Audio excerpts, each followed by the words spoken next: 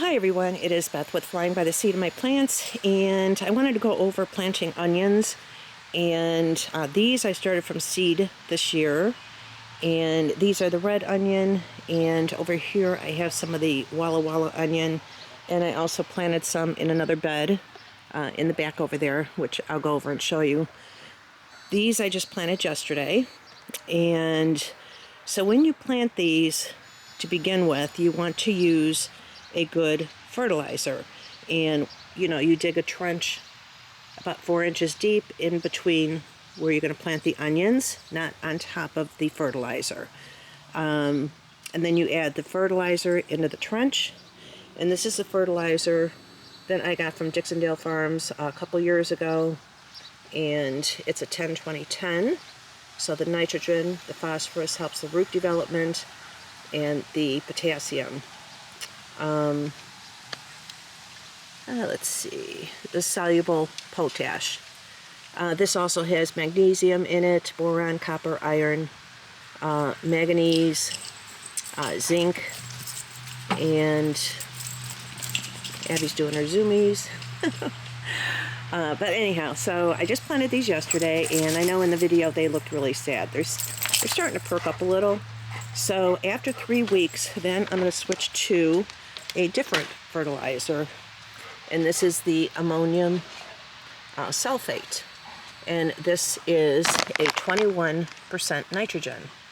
So I will add that, and I'll repeat the process every 2 to 3 weeks using the ammonium sulfate. Now when the onions start to bulb, that's when you're going to stop applying the fertilizer. And sometimes you can spoon them. They said there's really no reason to do that. I always did spoon them, but you don't have to. And spooning was going around to help the bulb expand, but they're saying you don't have to, so I'm going to actually not do that this year and see what happens. And the bulbing process requires more moisture in any case. If you increase watering, the soil should remain loose. You want it to stay loose, and you want to keep up with weeding. So anyhow, I wanted to share that with you guys as far as the nutrients for the onions. And already I could see they're perking up. I'm going to take you back to where the other onions are to see how they're doing. Okay, here's the other onions, and I planted these, I believe, like a week ago, and they're starting to green up and look really nice. And they're starting to stand up tall. And I did also with the in between, I put that Dixondale onion fertilizer in there, and they're starting to look good. And ideally, yes, you want to start your onions, I would say the end of March, maybe the beginning of April.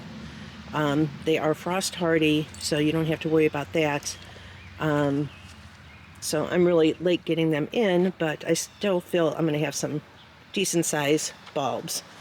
Here is the bunching onion, and I did add some fertilizer. I don't think I used the Dixondale for these. Plus I amended my beds with compost and some fresh garden bed soil. And anyhow, so I just wanted to share that with you as far as the onions and planting them. And I have one more place I'll show you with onions. Okay, here are some more of the bunching onions that are doing fantastic. And these, you plant them close together, they will grow straight down. And these are the ones that you find in bunches at the grocery store. So that's how I plant them. And they're doing fabulous. So, I did it in so many bunches where when I make different salads or whatever that I want green onion, I just pull them in a bunch and cut them up. And next I'll be talking about celery. There's certain things you have to do with the celery, with the stalks and everything, which when I get to that, I will go over all of that. The other is the Stevia. You want to make sure that these do not flower. So any chance you get to pinch off the top, do it. Because once it flowers, the whole plant will go bitter. So, and these are very sweet, like sugar. And I'm going to pinch this one actually down here. You can see the two shoots, one shoot there, one shoot there. Pinch it, and it also will make it get really bushy and promote more growth.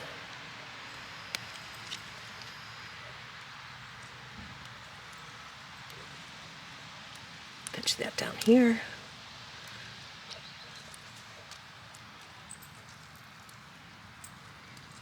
Now these are going to get more and more bushy. And I've done a stevia, can't think what you would call it, a liquid with vodka. I did a video on that. You know, just a natural sugar that you can add. I like the liquid better than the powder. You can use it in baking, you can use it in coffee, just sweetening up your drinks. And so anyhow, the stevia, you want to make sure that does not go to flower, because then that whole plant will turn bitter and no longer sweet. And so anyhow, I just wanted to go over some of that. And throughout the planting season and fertilizing, I'll share different things I do and different tips. So all right, that's about it. And hope you guys have a great day, and I will talk to you on the next one. All right, bye.